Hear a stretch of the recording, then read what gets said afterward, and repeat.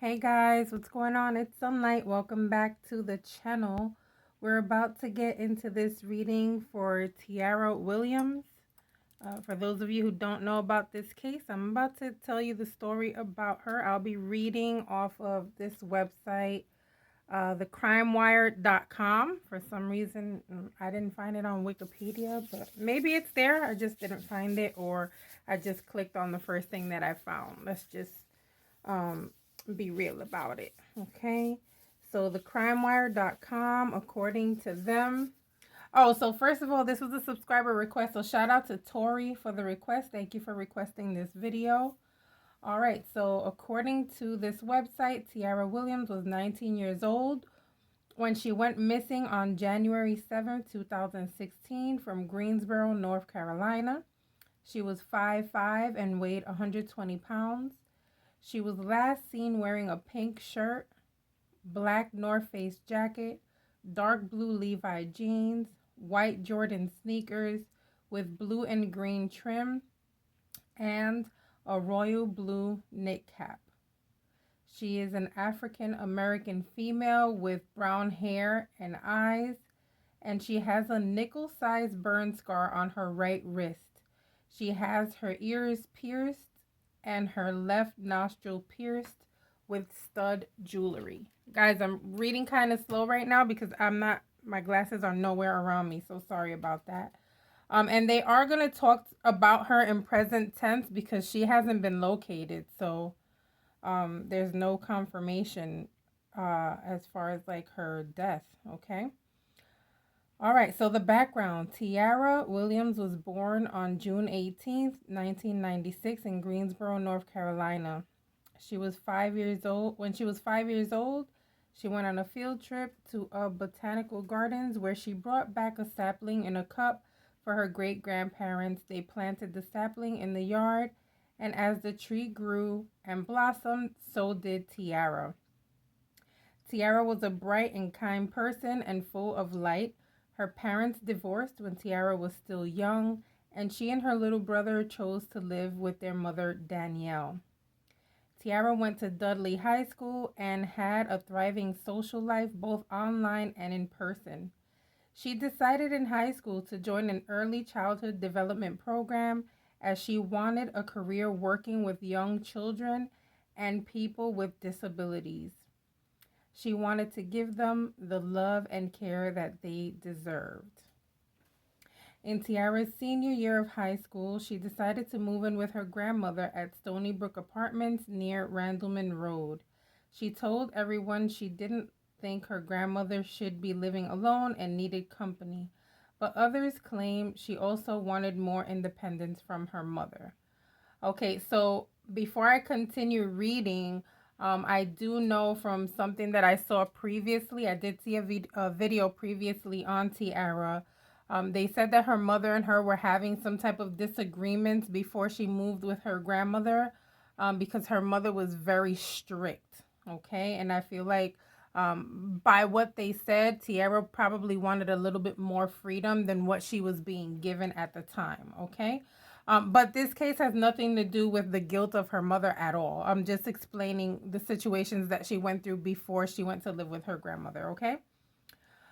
So she graduated from high school in 2014 and took a year off from schooling, planning to go back in December of 2015. She enrolled in Guilford Technical Community College for early childhood development. This girl was so beautiful, is so beautiful, because we don't know if she's passed or not yet. The incident. On January 7, 2016, she went to college at 8 a.m. to finalize some enrollment papers and get her student ID made. At 6 p.m., she went to her mother's house to tell her about her day and help take down the Christmas tree. She spent some time with her mother until her boyfriend, Aaron, and Tyarra's little brother showed up. Her mother, Danielle, said she told Tyarra she would take her shopping the next day to look for textbooks, school supplies, and a laptop. Around 8 p.m., Tyarra told her brother and her boyfriend, hold on one second, boop. At around 8 p.m., Tyarra, her brother, and her boyfriend, sorry guys, left to go back to her grandmother's house for dinner. After they ate, they watched TV for a short time until Tyarra announced around 8:30 p.m. that she was going to meet up with a friend named Travis. Aaron didn't recognize the name but didn't think nothing of it. Again, Aaron is her boyfriend. Aaron, Tyarra's brother, and Tyarra left the house and began walking out of the apartment complex. Wait, this doesn't make sense. Aaron, Tyarra's brother, and Tyarra left the house and began walking out of the apartment complex. Aaron and her brother went to Aaron's house to hang out and play video games, and Tyarra said she would be back in an hour and that her friend lived in the same apartment complex. Okay, got it now. Her phone GPS shows she made it to her friend's apartment, but it shut off shortly afterwards, indicating that her phone either died or had been shut off. Tyarra's mother claims her friends never saw her that evening. At 9:30 p.m., the time came and went, and Tyarra hadn't returned home. She didn't text Aaron, and her phone went directly to voicemail when called. Aaron and her brother returned to her grandmother's house, to her grandmother's apartment to wait for her, but she never came back and hadn't messaged them in several hours. The next morning on January 8th at 7 a.m., Aaron still hadn't heard from Tyarra or seen her. He left the apartment as he had scheduled an appointment that day. When he came back to the apartment, Tyarra still wasn't home, so he woke up her grandmother to let her know what was going on. Her grandmother tried calling her phone and realized it went right to voicemail. She then called Danielle and asked if she had seen her daughter. Danielle hadn't seen or heard from Tyarra since she left her home the day before. She arranged to meet up with Aaron when she realized something wasn't right. Aaron and Danielle met up at 12:30 p.m., and Aaron informed her that Tyarra was going to meet someone named Travis. Her mother didn't recognize the name either and decided to log into her daughter's Facebook account for clues. Okay, so part of her mother being strict when she lived with her, guys, was that she did have access to all of her social media, okay, which is important when you have kids, okay, because look how this worked out. She was able to actually go in there, okay. No one by the name of Travis was on her friends list, but her mother did find out Tyarra had been messaging an ex-boyfriend and wondered if Travis was an alias she used to meet up with him. Danielle didn't report her daughter as missing to police until 8 p.m. that night after trying to find her daughter herself. Tyarra had no prior history of running away or leaving without telling someone where she was going. She had no problems at home that would prompt her to want to take off.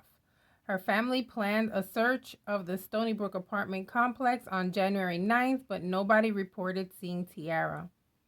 Police and investigators also later searched the area and interviewed neighbors, but came up with nothing. Her family was busy putting up flyers around the apartment complex as well as around the neighborhood. The case was given to Greensboro Police Department Crimes Against Persons Squad on January 11, 2016. Danielle spoke with the detectives about what she believed might have happened to her daughter.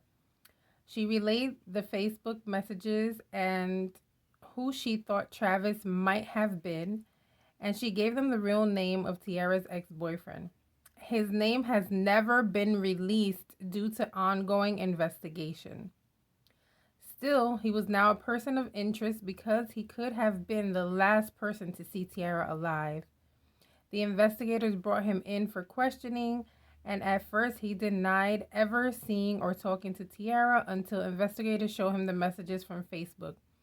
He then changed his story and admitted to contacting her first and wanting to arrange to see her. He also admitted that on the night she went missing, she had met up with him, and they sat and talked in his car for about 20 to 30 minutes until she left his car and began walking back to her grandmother's apartment. Text messages between the two corroborate his story. The police searched his car but found no evidence of Tyarra or foul play.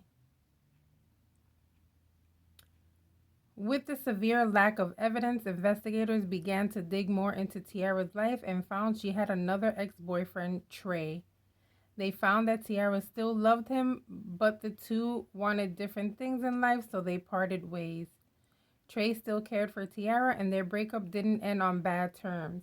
He cooperated with the investigation and answered all questions they had. They determined he had nothing to do with her disappearance, and Danielle also believes Trey was innocent. He was just as upset as her mother about Tyarra's disappearance. Okay, so there's a lot more, guys. If you guys want to read, again, I got this from thecrimewire.com. There's a lot more to read there. There are a lot of pictures of her there as well. And if I was to continue reading, guys, we would be here for another 10 minutes. So I'm just going to go ahead and leave this here and get into this reading, okay? So as I said, she has still not been located. There was a report of her being seen somewhere, or someone thought they saw her. However, it turned out it wasn't her, okay? It was someone who looked just like her, but it wasn't her. Okay, so let's go ahead and get into this reading for Miss Tyarra Williams and see what's going on or what happened.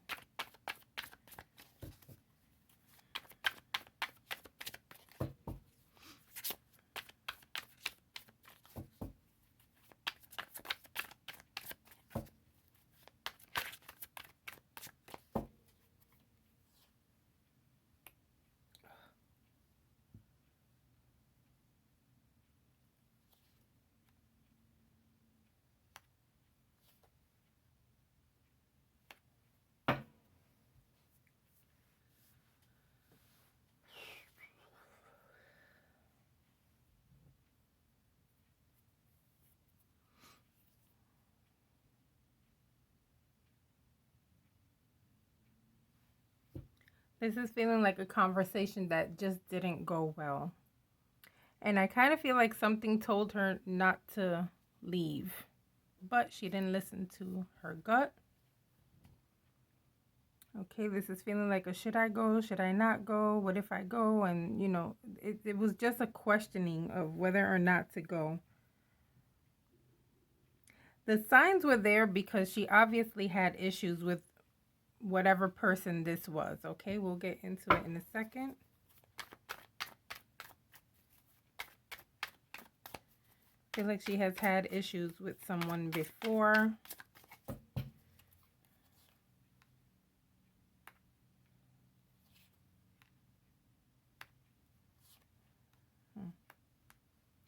Ex-boyfriend. Okay, hold on, guys. Let me move this light so you guys can see the card. There you go.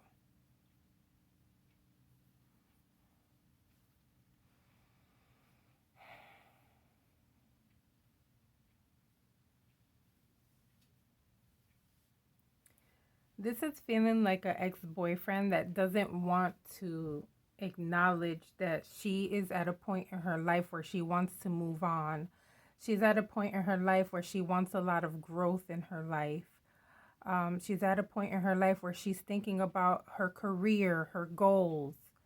Okay, and this person is not accepting the fact that she is moving on to a better life, to whatever was promised for her. Okay, this person is in complete denial, doesn't want to hear it, doesn't want to accept it.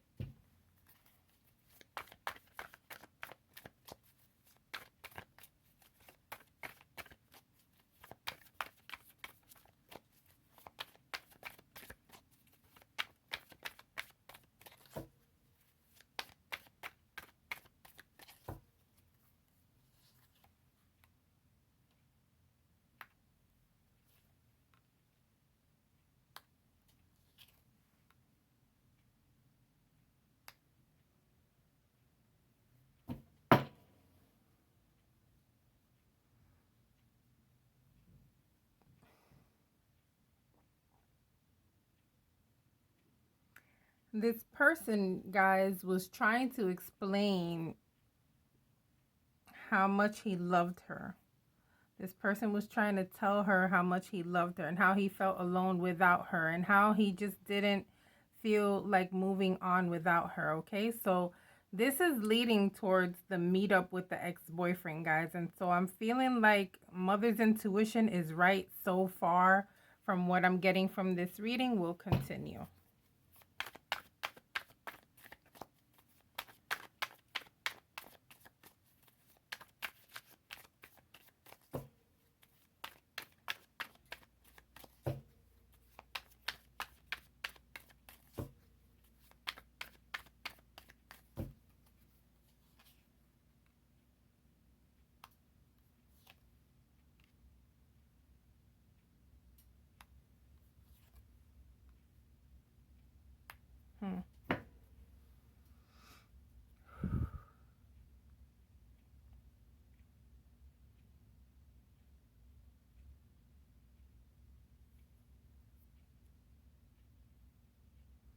This guy didn't want her to move on, guys. He didn't want her to, if it was a point of her moving on with someone else, moving on in life, living a better life, but not including this person really did not want to be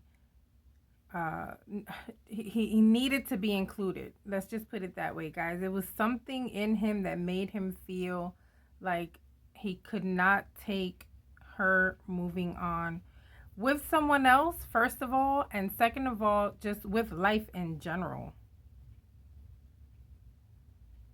And I kind of feel like this guy knew what he was going to do before meeting up with her, okay? Remember, she was about to start a whole brand new life. So causing something the day before things were going to start rolling for her, it sounds right in his head, right? Not in our head. And for us, we're just like, why would you do this? But in his head. Okay, let's see. Oh God, what happened though?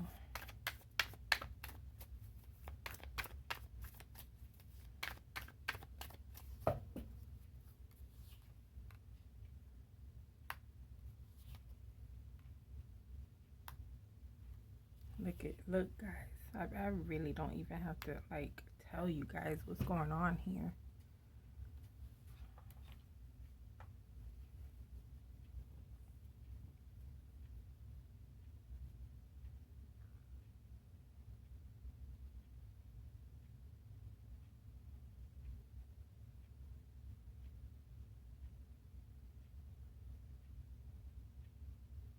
Whatever happened with them didn't happen in the car.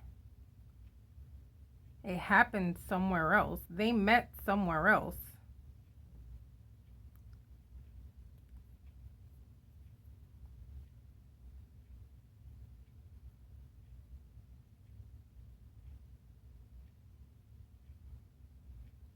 I kind of feel like there was a hit and a knockout.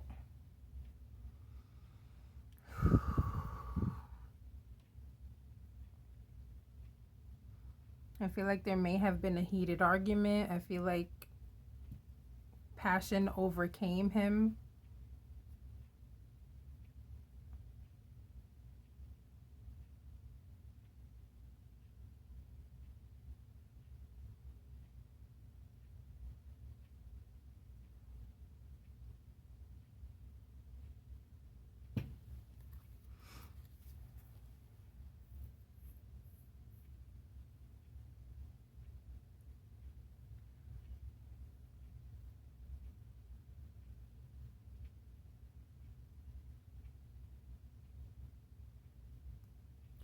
To her, I feel like this was going to be like her goodbye to him, guys.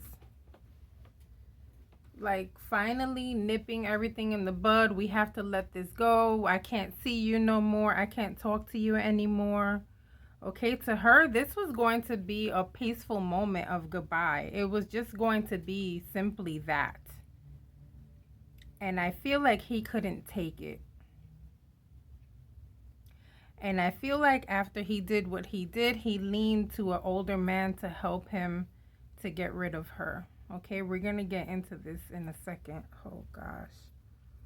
Before I continue, everything in this video is alleged and for entertainment purposes only.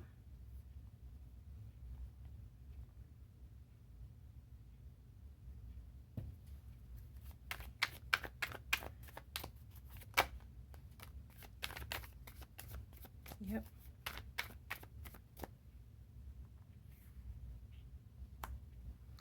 After he did what he did, guys, I feel like he went and got someone who could help him. Someone older. Could be a father figure. Someone he knows would not tell on him.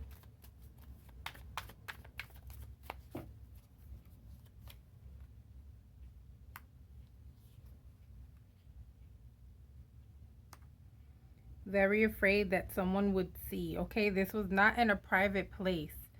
So it's possible this was in a public place, but like in a hidden area. I know where I grew up in New York, there were many places that were public. However, there were little places where you can hide, right? We had basements and stuff in New York. We had places behind the building. We had the rooftops.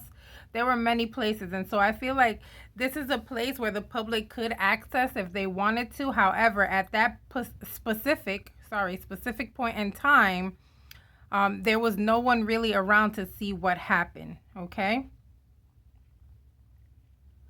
And so he had to go quickly to find someone to help him before people would see anything. This is just nuts to me.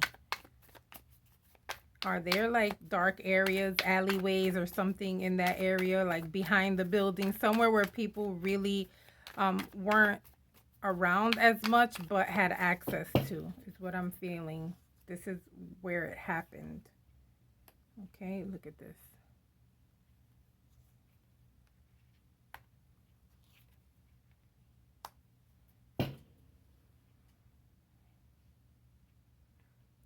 Someone helped, guys.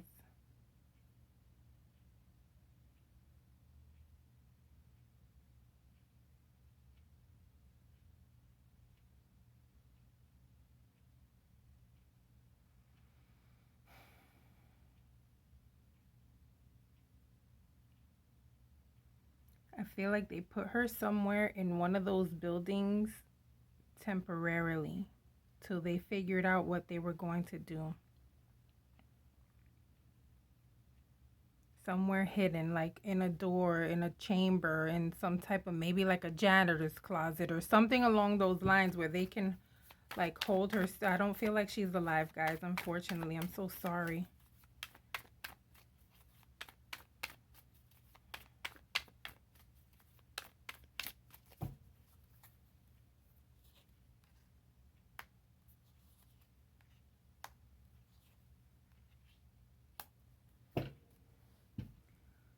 The mom knew. The mom was right.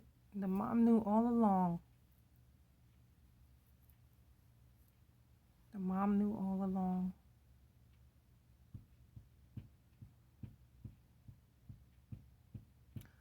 I'm trying to figure out where did they go after, because I don't feel like that is her permanent place. Where did they take her after?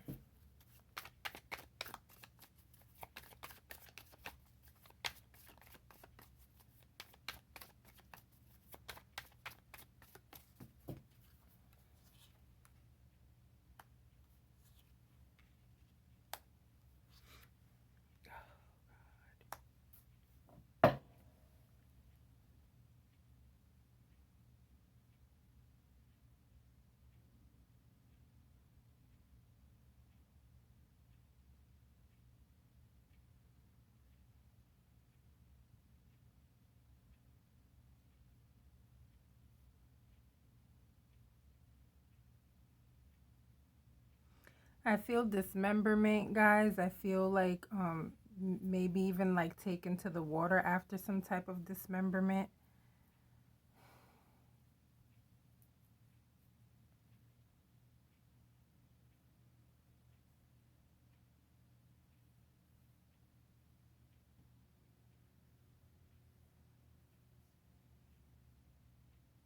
It's showing days here. Hold on, guys. Let me look at something. Let me see if I can find this again.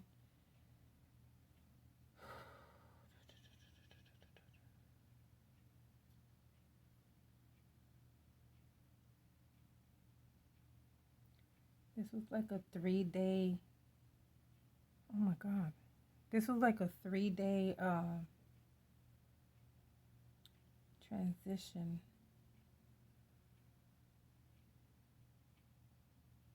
Like they moved her. Like it took them 3 days to move her around.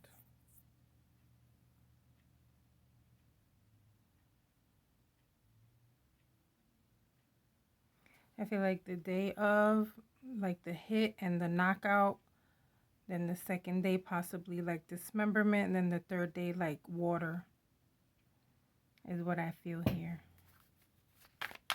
And I don't feel like the water is anywhere near where she lived, because I kind of feel like they're out. They're just going somewhere. Okay, they're not in the same area.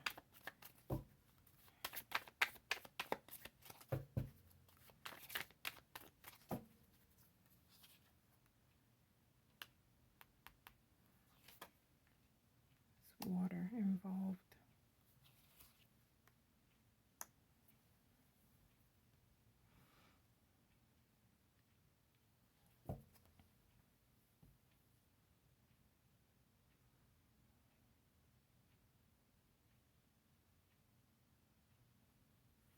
Somebody had a dream about this. She presented herself in a dream to somebody, possibly her mother or her grandmother. And I feel like in this dream, she's showing them water. They just don't know how to decipher dreams, so they probably wouldn't understand. But I feel like she has presented herself to them in a dream.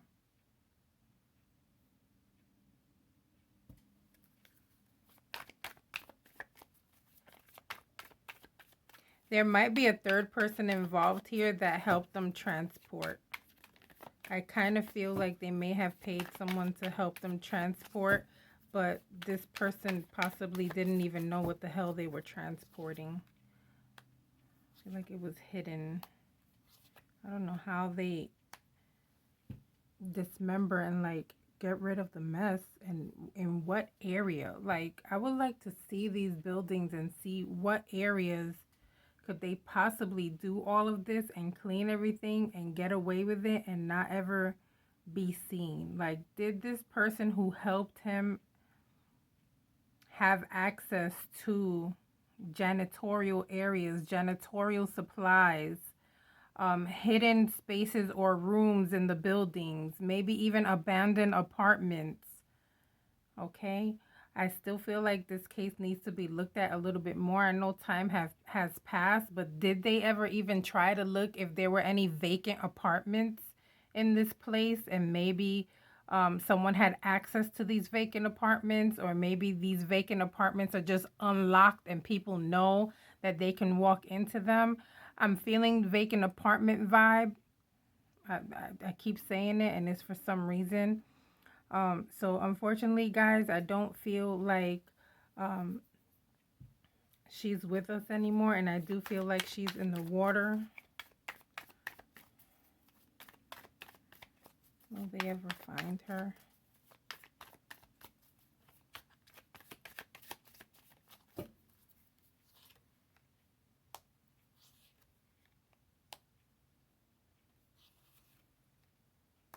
The mother's gonna continue searching. She hasn't given up. Her mother has such horrible time sleeping, a horrible time sleeping, a horrible time with family.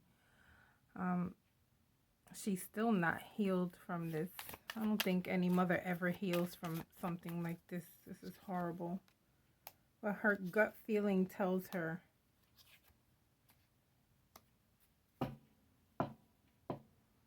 that she's not going to be found.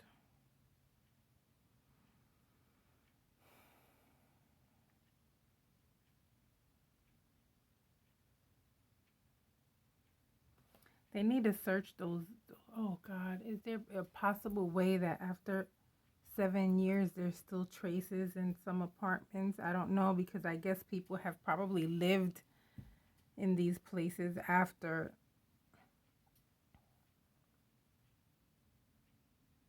They need to look into someone who was related to the ex that has access to janitorial shit, rooms, apartments, materials, supplies, all that.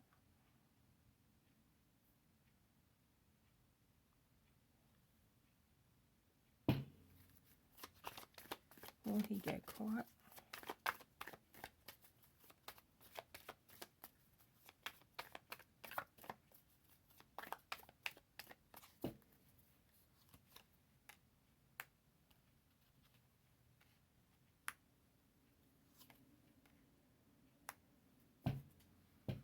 If there's a card that talks about jail, it's the Eight of Swords. The Eight of Swords is here, guys. I feel like he is going to eventually get caught, or he will eventually be questioned again and found to be lying, okay? The thing is that will there be enough evidence to hold this guy without a body being found? Because as far as I'm seeing here, I don't feel like she's going to be located.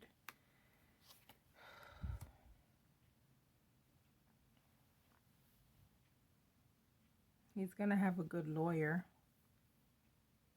And he'll, unfortunately, guys, I feel like they're going to they're going to find something that's going to get him arrested. But unfortunately, I feel like he's going to get free or be freed because of a good lawyer and the lack of evidence, okay? And unfortunately, I don't feel like this is now. I feel like this is like 4 years from now. Okay, so I'm going to go ahead and leave this reading here. Please do not forget to like and subscribe. I will see you guys on the next reading. Bye.